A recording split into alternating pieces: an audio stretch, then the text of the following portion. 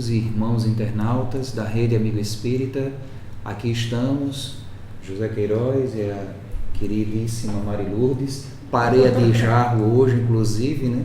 Tudo azul. Para mais um Página Aberta, esse diálogo fraterno em que a gente busca abordar sobre a ótica do Espiritismo as questões tão transcendentes trazidas, né, na revelação que Chico nos trouxe por Emmanuel na sua coleção intitulada Vinha de Luz. E hoje vai ser justamente esse livro que a gente vai estudar, né, que fala sobre a luz que segue sempre. Então vamos ver o que é que a doutrina espírita, nesse desenvolvimento do Evangelho nos trazido por Emmanuel, nos traz a razão para as nossas vidas, para as nossas luzes. Isso. Não é isso, Mary? Isso mesmo. Boa noite a todos e todas. É com alegria que estamos aqui. E hoje Emmanuel, né, com esse título belíssimo, vai nos trazer uma reflexão de uma passagem do Evangelho que está em Lucas 24, versículo 11, né, que ele sempre pega um versículo. Mas nós vamos trazer um pouco do que é o contexto desse capítulo 24, que é justamente uma passagem muito conhecida por todos nós cristãos, não é? Que se dá na visita das mulheres que vão ao sepulcro, né? E lá vão levando especiarias que prepararam, né, na madrugada. E quando elas chegam lá, observam, né, que a pedra que fechava o sepulcro ela foi mexida, né? E não encontram, e ficam assustadas e não encontram o corpo de Jesus.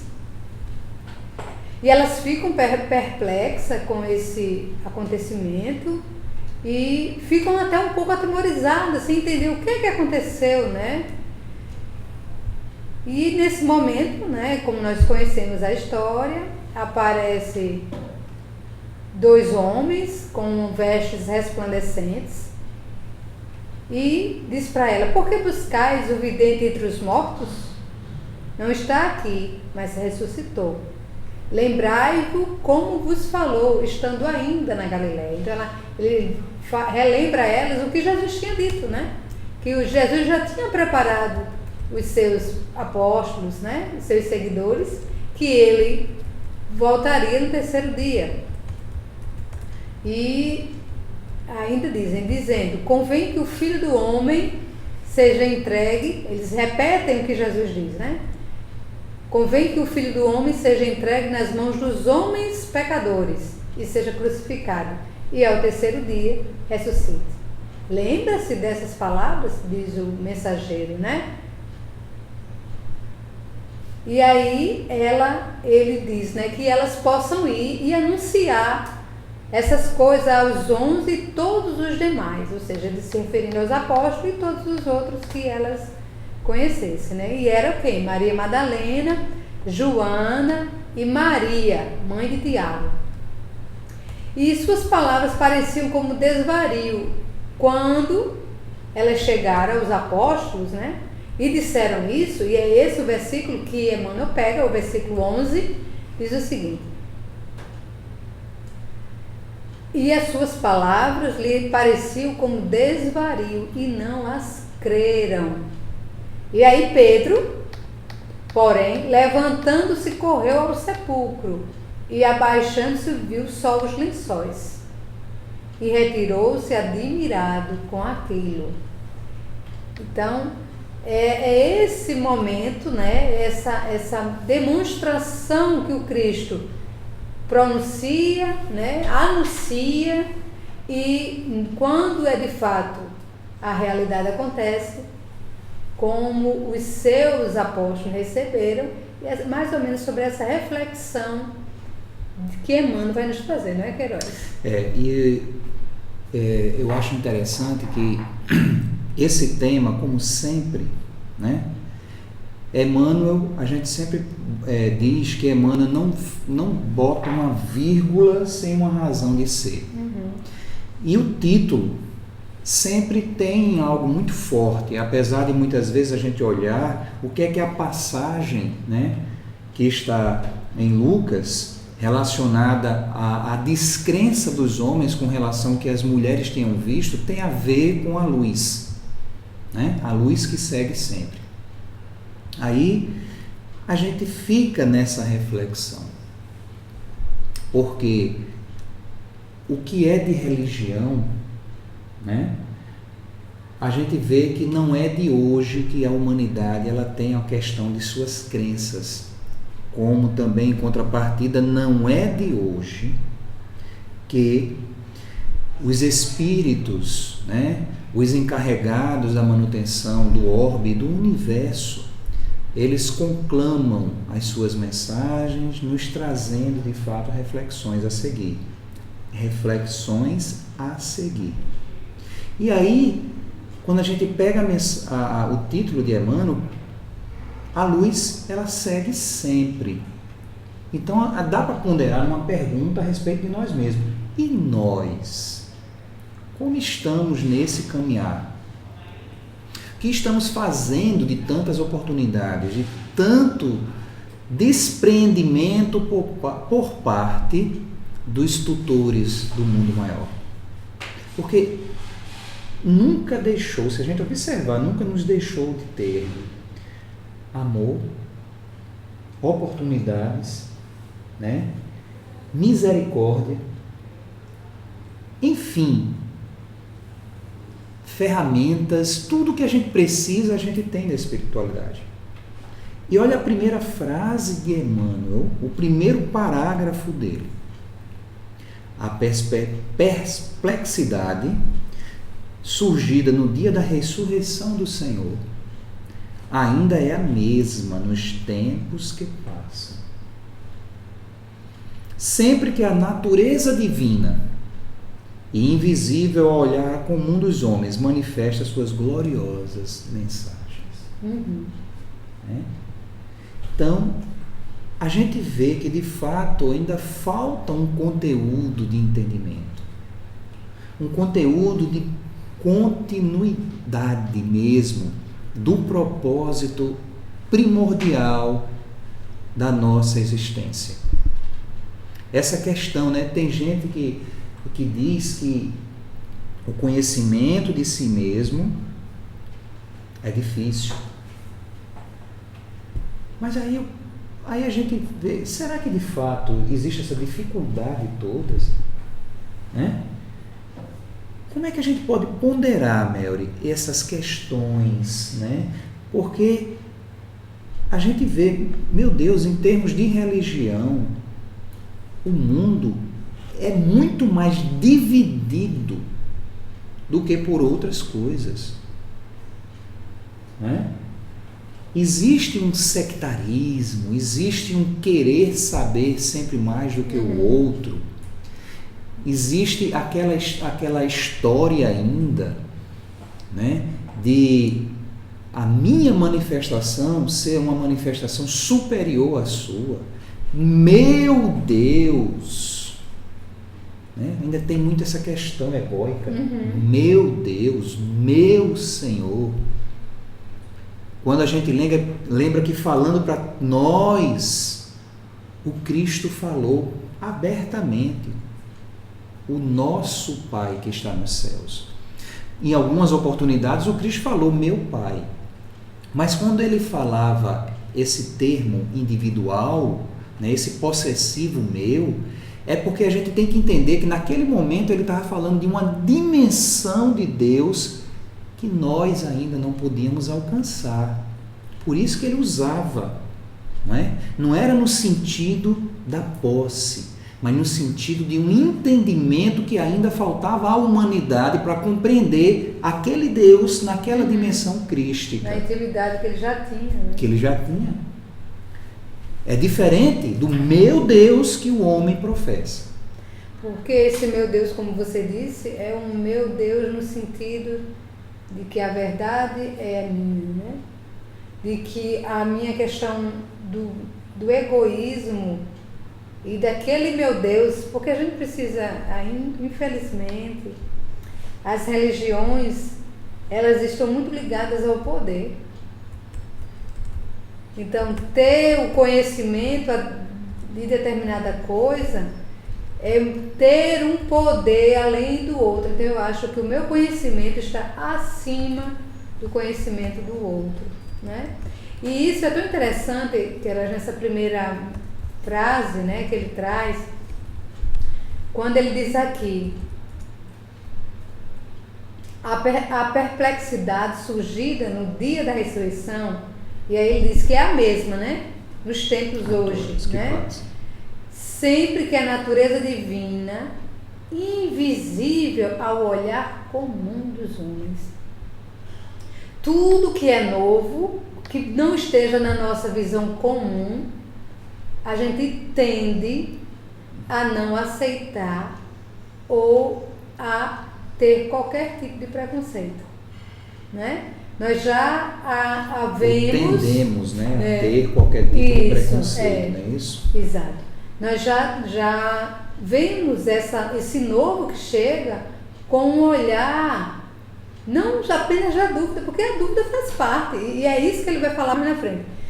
Porque nós precisamos questionar, averiguar, testar, para que realmente entender. Mas muitas vezes a gente simplesmente nega, rejeita, né? Então, e às vezes fica apenas numa admiração, e aí a gente tem os fenômenos espíritas como chamam a atenção, né? O fenômeno em si chama a atenção. Então, quando se vê uma carta psicografada, quando se vê qualquer outro tipo de realização mediúnica, uma pintura, ou seja, qualquer outra coisa, se tem um olhar, né, de que aquilo é espantoso, mas poucos vão buscar compreender e tirar as suas conclusões através do estudo. Poucos vão ter um olhar sem um preconceito para ir tentando ver como aquilo acontece. Então é isso que Emmanuel vai nos chamar a atenção, né? Que é esse olhar ainda do que é comum para nós é aceito. Mas aquilo que não está no comum,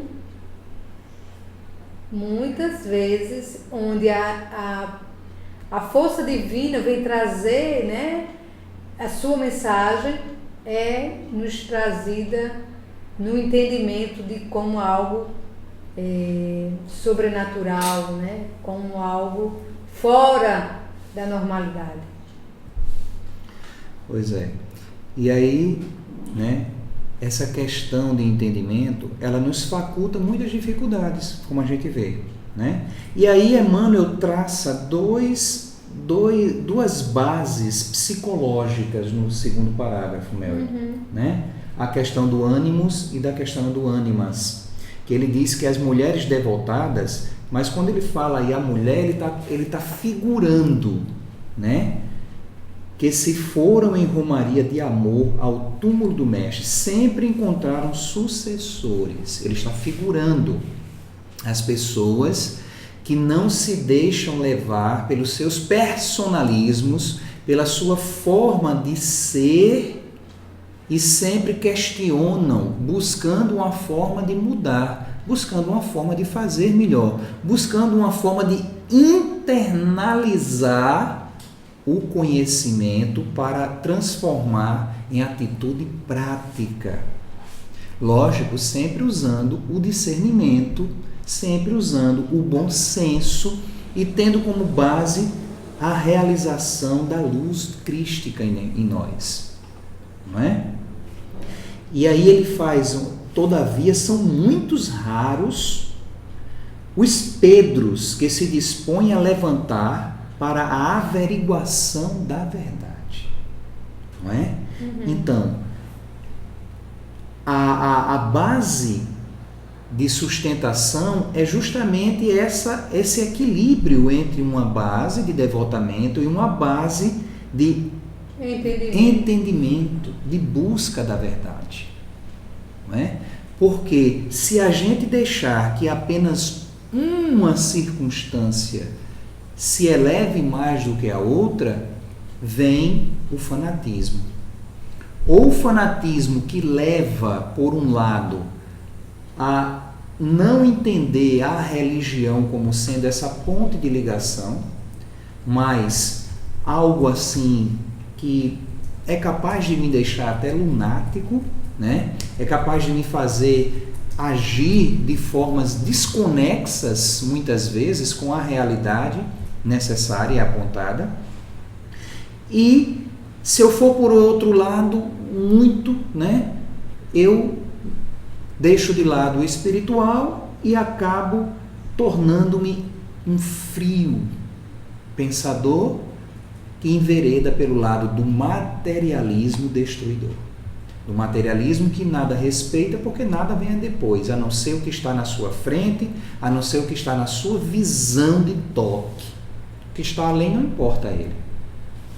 Afinal de contas, né, a gente vê o uso das vertentes sendo utilizadas de uma forma destrutiva, tanto de um lado, do lado da religião, sem o freio da razão, como do lado da razão, sem a sustentação da religião. Mas não é uma religião no sentido do que a gente vê propagando aí. Não é? Sem um nexo com a realidade. É por isso que o Espiritismo ele é maravilhoso. Porque ele reúne a verdade essencial da vida, nos 3 aspectos que a compõem. Né? No seu tripé de base, a ciência e a filosofia, ou seja, o pensar e o desenvolver do pensar. Na filosofia, o pensar e o desenvolver do pensar, a realização da prática desse pensamento na ciência. Sempre ensejando essas 2 vertentes de base para alcançar um alicerce superior de entendimento. Não é de como a gente usa numa expressão mais corriqueira, de abestalhamento, não, né? Posso dizer assim, de vertente social e de base uma base sem sustentação nenhuma, que é a maioria das vertentes que a gente vê as pessoas falarem em religião, né? A religião ela é posta no mundo como algo assim de momento social mesmo, né? Não, eu vou ali ao centro espírita. Não, hoje é o domingo, é um ritual, é uma ida sem um refletir, sem um pensar. Tudo bem, a gente sabe que as vertentes, por mais que ainda não cheguem na razão da luz desse entendimento para essa verdade maior que o Espiritismo nos traz, né? Eles promovem de fato o bem, eles promovem de fato um desenvolvimento, eles deixam muitas vezes de efetivarem coisas no erro em prol do que comungam com a religião, como sendo a religião. Mas o que eu queria me deixar entender é que a vertente religiosa, a vertente espiritual, ela é tida como um mundo assim totalmente desconexo, um mundo quimérico, né? Aquele céu de contemplação ou aquele inferno de destruição, né? Algo como se não houvesse um discernimento, uma lógica, uma ciência mesmo, né? Uma base mesmo. De questionar, né? Não, eu estou dizendo assim, uma base de vida, não é? De vida. Porque a gente deve se questionar sempre essa questão. O que somos em essência? Né? Somos espíritos, ou não é? Isso. E eu estava lembrando aqui daquela fala de Kardec, né? E da sua capacidade de nos trazer tanto conhecimento, da forma que ele justamente foi esse Pedro, né? Que se dispôs a levantar para averiguar a verdade. Quando chegaram para ele, disseram, olha, está acontecendo um fenômeno fantástico aí, as mesas se comunicam, as mesas se movimentam. E ele, como um estudioso, logicamente nós sabemos que na necessidade da ciência de buscar o entendimento, ele vai criar um critério, né? E quando ele vê aquele fenômeno, ele começa a trazer toda uma busca de compreender, de entender, de ver o sentido. E a gente tem essa obra maravilhosa, logicamente com todo amparo espiritual que ele teve para que tudo corresse, né, como a espiritualidade tinha planejado. E aí, veja só, na Revista Espírita de julho de 1866, uma visão retrospectiva das existências dos espíritos, Kardec, ele diz na página 223 o seguinte: o Livro dos Espíritos não é um tratado completo do espiritismo, não faz senão colocar-lhes as bases e os pontos fundamentais que devem se desenvolver sucessivamente pelo estudo e pela observação. E a gente vê, né? E a gente vê que isso vem acontecendo, não é? Uhum. As obras trazidas por Chico. Exatamente. Quantas e quantas obras, né? Pela pena de André Luiz, pela pena de Emmanuel, pela pena do irmão X, né? Estudiosos como Hernando Guimarães Andrade, como tantos outros que a gente vê aí, né? Que aí ele até diz justamente isso, Queiroz. Kardec diz o seguinte, no livro dos Médios, né? Longe de estarmos de considerar como absoluto e como sendo a última palavra a teoria que apresentamos, novos estudos, sem dúvida, a completarão ou retificarão mais tarde. Entretanto, por mais incompleta ou imperfeita que seja ainda hoje, sempre pode auxiliar os estudiosos a reconhecer a possibilidade dos fatos, por efeito de causa que nada tem de sobrenaturais. Ele se referindo justamente a isso nos livros dos médios, né? Então isso é interessantíssimo, a gente poder observar a seriedade que Kardec trouxe nas suas bases. E o bom senso. O bom senso que ele deixa como referência para nós. Apesar né? da gente saber que a doutrina espírita transcende qualquer tipo de conhecimento que a gente ainda é capaz de suportar, porque ela traz a ciência do infinito, mesmo assim Kardec não se acha o dono da razão, não se acha o desenvolvedor. E Cássio diz alguma coisa bem interessante aqui para nós, né? Que a doutrina espírita é uma doutrina para maior reflexão sobre as coisas da vida e da morte, que em suma, meu irmão Cássio, é a mesma coisa, né? A vida, ela transcende para um lado, ela transcende para o outro pelas portas que a morte deixa. Porque tanto quando eu venho de lá para cá, do mundo espiritual para cá, eu tenho que morrer lá para renascer aqui. Quando eu volto, eu tenho que morrer aqui para renascer lá. Então, a morte, ela fica essa porta de passagem para me permitir, essa porta dimensional, vamos fazer assim, para me permitir esse ir e vir. Mas essa fala de Cássio é interessante, porque como nós temos medo da morte, quando eu digo nós, na maioria dos casos, né, quem não conhece a doutrina, quem não conhece justamente essa reflexão do simbolismo que essas duas dimensões, né, que continua sendo vida, imagina e teme a morte. Então o Espiritismo nos traz a possibilidade de refletir o que é realmente a morte, né, Queiroz? O que é a morte? O que é a vida aqui na Terra? O que é que isso representa?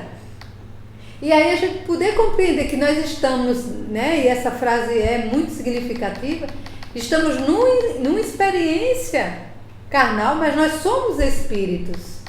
Estamos nessa vivência no corpo. mas nós somos além. Então, poder refletir sobre isso, que significa morte, que significa vida, né? Então, nos traz um olhar muito amplo e libertador. Libertador, consolador, como é o próprio nome e conteúdo da doutrina, né? E transformador. Sim. Porque ele nos dá sustentáculo. Ele nos faz ver a vida de uma forma totalmente diferente, de uma forma mais lúcida, mais na frente, né? Como Cássio também falou aqui, o Deus, ele passa a ser o Deus do universo, o Pai Nosso de todas as ocasiões, de todas as casas, de todas as causas, de todas as igrejas, de todos os seres e de toda a dimensão que eu puder alcançar e não puder também, né? É aquele Deus, de fato, amantíssimo, que sempre está ali, com as suas leis, com a sua presença divina, representada pelo Cristo, representada pelos seus prepostos e ministros das suas luzes, aqueles verdadeiros que trazem a mensagem, que continuam nos balizando por esse caminho. Se a gente ainda continua insistindo nesse caminhar de sofrimento, né, de pesar, de medo, é porque não refletimos o suficiente essa verdade que está para nós, está para todo mundo. Ela não está mais no véu, né? Ela está para todo mundo. Agora é incrível, como a questão do indivíduo, como Emmanuel diz aqui, que se dispõe a levantar para a averiguação da verdade. É incrível como as pessoas não estão nem aí para fazer isso e preferem manter-se nesse mesmismo, né? nesse idealismo circunstancial que não permite transcendências maiores, né? Justamente. E Kardec, Queiroz, fala na Gênesis, no capítulo 1, no item 52, ele diz o seguinte: a revelação faz-se assim parcialmente em diversos lugares. Desculpe, não era isso que eu queria mostrar. Os espíritos, né, é na Gênesis capítulo 1, item 50, que ele diz assim: os espíritos não ensinam senão justamente o que é mistério para guiá-lo no caminho da verdade, mas abstém-se de revelar o que o homem pode descobrir por si mesmo, que é justamente essa averiguação. Está aí os ensinamentos, mas nós precisamos compreender para até colocarmos em prática em nossa vida. Os espíritos não vão trazer tudo. E olhe que as coisas estão claras, bem mais claras, não é? Porém, nós precisamos de compreender. E aí a gente tem no Evangelho, né, o advento do Espírito de verdade, quando ele diz: vem como outrora entre os filhos desgarrados de Israel, trazer a verdade e dissipar as trevas. Então ele já veio revelar um pouco mais. A luz, né, segue sempre, como diz o mundo. Exatamente. Né? Continuar. E aí, né, sinceramente, como o nosso irmão José Ricardo aqui está explanando sobre a questão da doutrina, como ela é confortadora, né? Como ela nos traz serenidade, como ela nos dá a certeza do conforto. José Ricardo, eu sinto tudo isso assim, e falar dela de fato é encher o peito de alegria, de contentamento, de esperança, de motivação, de paz, isso e muito mais, né? Porque a gente se enxerga em essência como somos. A gente se enxerga amados por demasia, por todos os quiões do universo, né? Inspirados por Deus. Uma mensagem dessa que Mary acabou de ler, né? O Espírito de verdade dizendo: venho como outrora entre os filhos desgarrados de Israel trazer a verdade e dissipar as trevas.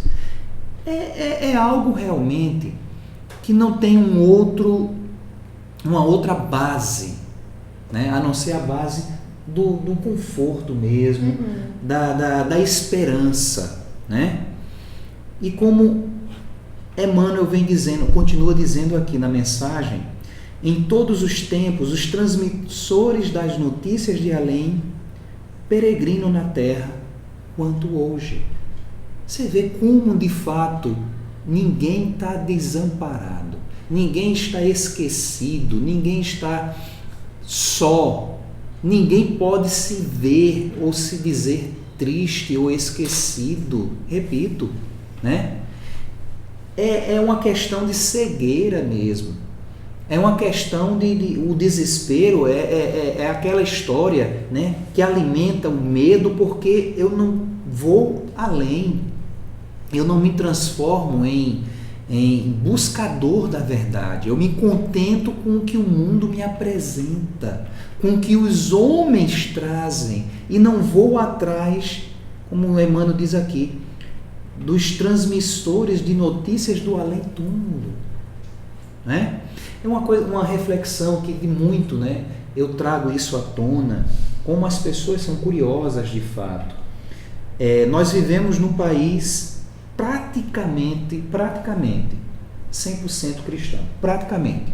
Existem exceções, existem muçulmanos, existem hinduístas, existem budistas, mas se a gente for fazer um contexto, né, a religião cristã aqui, se brincar, dá mais de 95% da população. É uma população enorme, muito grande. Eu estou falando apenas a nível do Brasil. Não é? E aí, todos dizem amar, respeitar e seguidores do Cristo. E lendo no Evangelho, é lógico que se a gente tem a esperança nesse ser, o respeito a esse ser, e a gente busca nesse ser uma oportunidade de melhoria nossa, de transcender, de reconforto, a gente devia, ao mínimo, se apegar nas promessas dele para nós. Eu falo disso, daquela promessa que o Cristo fez antes de ir embora, dizer que não nos abandonaria, não nos deixaria órfãos, e que mandaria um Consolador, pediria ao Pai, e ele mandaria um outro Consolador, o Espírito de verdade, para nos falar de coisas que a gente não entendeu em época e de fazer novas revelações para transcender e trazer de fato a consolação, porque o Cristo falou que era o Consolador que ia chegar, né? Isso. E quando a gente vê aí em redes sociais, em tudo que a gente possa imaginar, né? Um disse-me-disse, as pessoas falando, o Consolador já está entre nós, o Espiritismo é o Consolador prometido pelo Cristo. O mínimo de um bom cristão que acredita no Cristo, o que é que deveria ser pela lógica dos fatos? Deveria buscar, né? Deveria inquirir, deveria ir atrás, procurar descortinar, procurar realmente entender, buscar. Que verdade é essa que estão dizendo que o Consolador já veio, que Jesus já trouxe, a sua promessa já foi cumprida? No mínimo, um cristão convicto deveria ir fazer isso, buscar. Nem que depois ele chegasse à conclusão que não tem nada a ver. Não, isso aí é balela, estão dizendo, mas não é verdade. Eu vou esperar um pouco mais. Mas pelo menos ele teve a iniciativa, né? De ir atrás, de buscar. Ele teve a sede de Jesus, a sede do amor do Cristo, que de fato prometeu a consolação para aquele que perseverar, para aquele que ir até o fim. Mas aí a gente não vê isso, né? A gente vê ao contrário, pessoas que se fecham no seu ambiente de entendimento e não transcendem, não buscam algo que verdadeiramente pudessem, né, trazer essa libertação e essa consolação à tona. Aí Emmanuel diz, as escolas religiosas deturpadas, porém, somente em raras ocasiões aceitaram o valioso concurso que lhes oferecia essa falange de noticiadores do além-túmulo, né, que trazem de fato as consolações. E aí, né? Quer falar alguma coisa, Mel? E aí Emmanuel continua dizendo: nas épocas passadas, todos os instrumentos da revelação espiritual, com raras exceções, foram categorizados como os bruxos, queimados na praça pública, e ainda hoje são tidos por dementes, visionários e feiticeiros. Não é? E a gente fica, de fato, nessa questão. Onde está, de fato, a lucidez? Será que esses arrogos que a gente verifica aí, Brasil e mundo afora, em detrimento desse sentimento e dessa ideia deturpada de religião e religiosidade, né? Que circunscrita em um grupo mínimo a questão salvacionista e ainda admitir-se a questão do salvacionismo, né? Ainda admitir-se a questão do Deus de castas, do Deus de divisões, do Deus que segrega. Esquecem da mensagem de Jesus. Lembrando o que Cássio falou ainda agora. Deus Pai Nosso. Ou seja, o Cristo nos dá uma dimensão que a gente deve buscar intimidade com Ele. Aí a gente ainda vê pessoas orando para Deus aniquilar os inimigos, destruir os incrédulos, como se Deus pudesse se rebaixar a qualquer malfeitor que fosse. Como se Deus pudesse ser um agente da injustiça e da cegueira do coração humano. Isso. E aí, que justamente Emmanuel vem responder, né, a essa questão. E quando ele diz que a maioria dos companheiros de jornada humana vive agarrados aos inferiores interesses de alguns momentos, e as palavras da verdade imoralista sempre lhe parecem consumado desvario. Entregues ao efêmero, não creem na expansão da vida dentro do infinito e da eternidade. Mas a luz da ressurreição prossegue sempre, inspirando seus missionários ainda incompreendidos. Não é? Então, essa... Você ia falar? Não, eu queria que você desse uma fundamentação aí, ou uma expressão em termos consoladora, porque isso aí que o Marcelo está trazendo é uma realidade muito grande, né? Mas a gente sabe que, como Emmanuel diz, que esses missionários ainda prosseguem, eles estão se inspirando, eles estão trazendo a mensagem, então a consolação, ela reza, ela veza por esperança. E Marcelo nos lembra um negócio aqui, que as pessoas tratam umas às outras como tratam perfis em redes sociais, né? O curtir, o cutucar, algo assim, sem muitos, como uma banalização dos sentimentos, né? É uma realidade. Porque a gente precisa entender que, como nosso ego, não é essa barreira de proteção para que a gente possa se ver e deixar ser visto pelo outro. Então é mais fácil eu criar um perfil para ser aceito do que eu encarar a mim mesmo. Então por isso que as pessoas, a vida social virtual é tão aquecida, mas a vida social no contato com as pessoas está muito fragilizada. Porque é muito mais fácil eu lidar com a ilusão e a fantasia e acreditar naquilo do que eu estar olho no olho. Porque olho no olho é eu me mostrar, né? É eu estar na fragilidade da percepção do outro.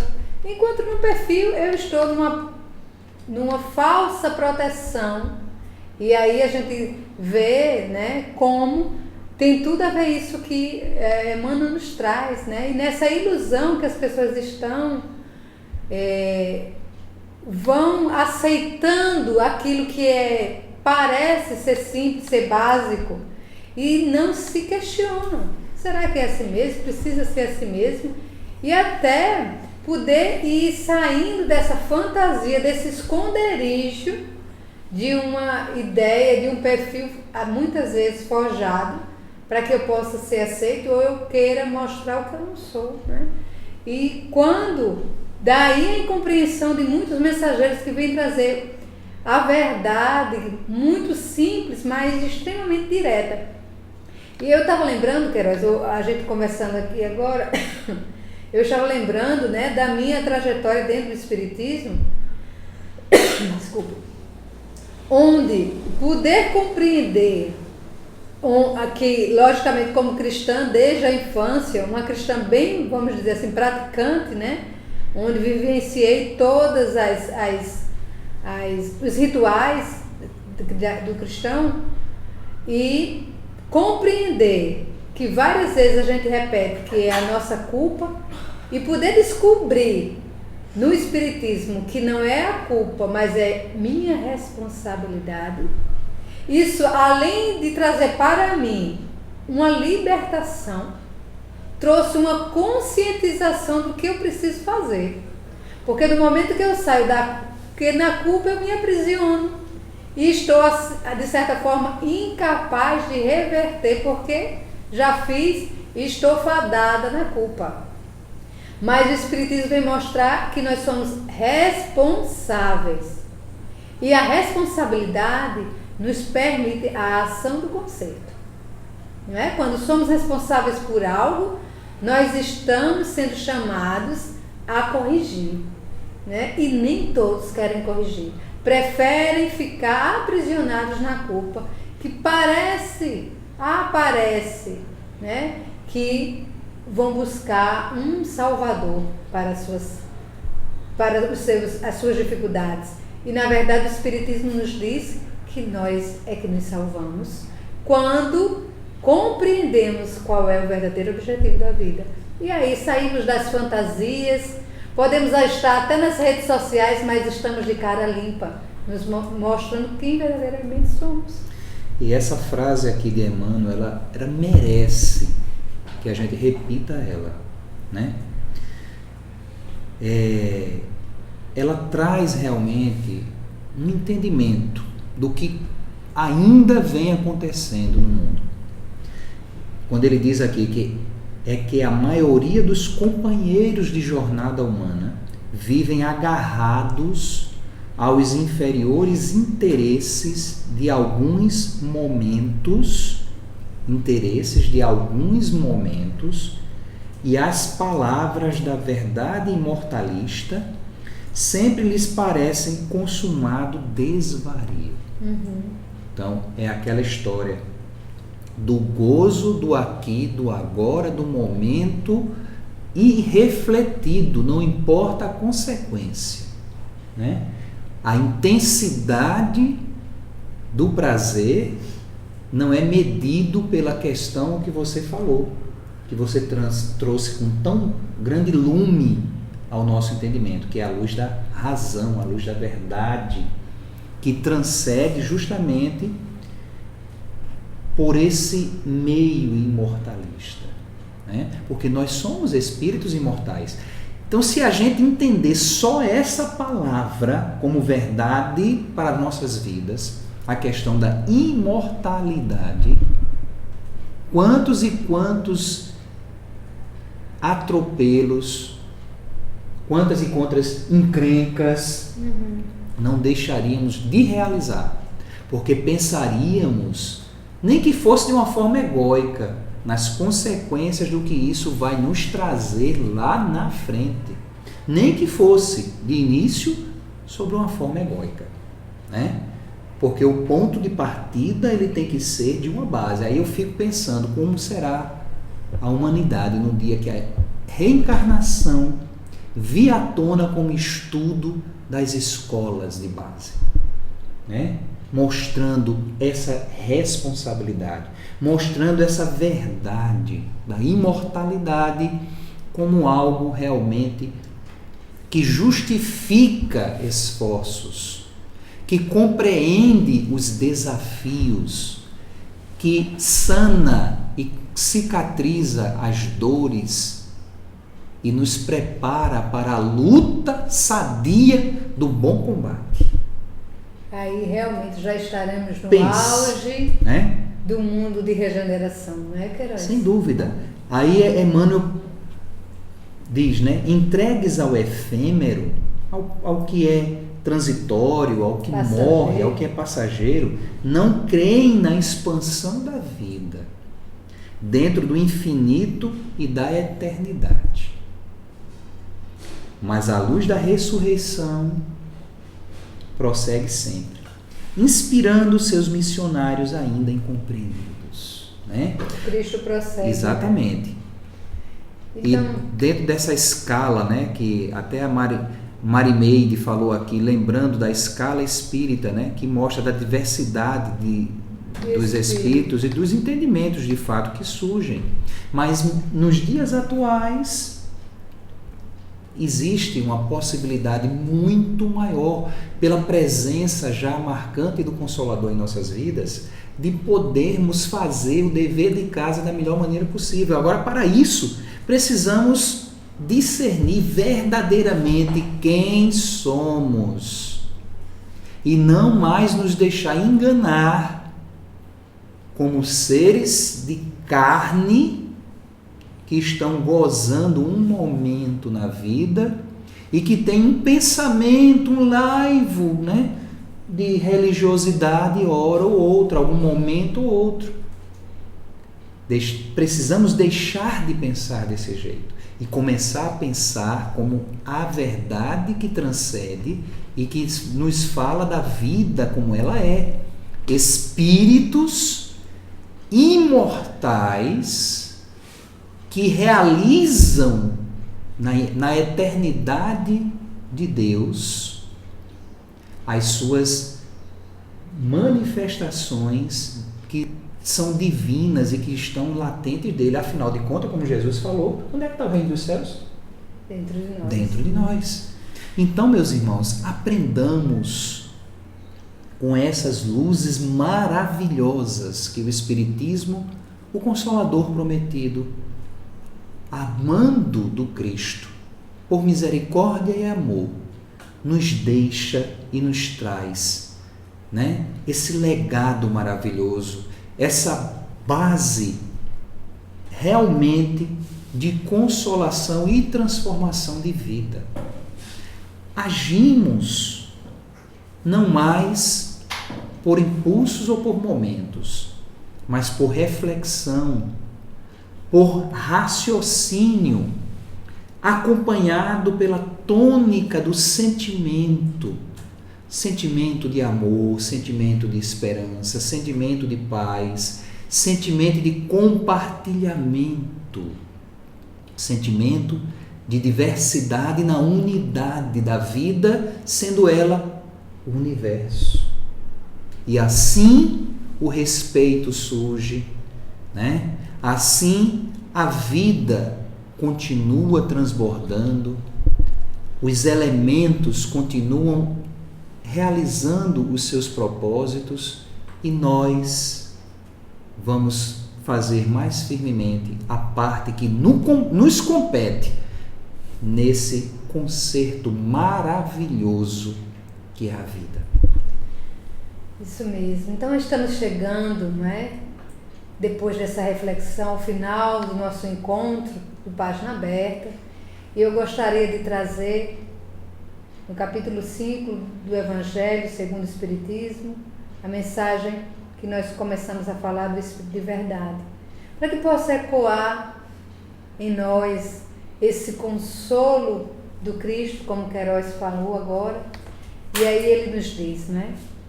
Venho como outrora entre os filhos desgarrados de Israel, trazer a verdade e dissipar as trevas. Escutai-me. O Espiritismo, como outrora a minha palavra, deve lembrar os incrédulos que acima deles reina a verdade imutável.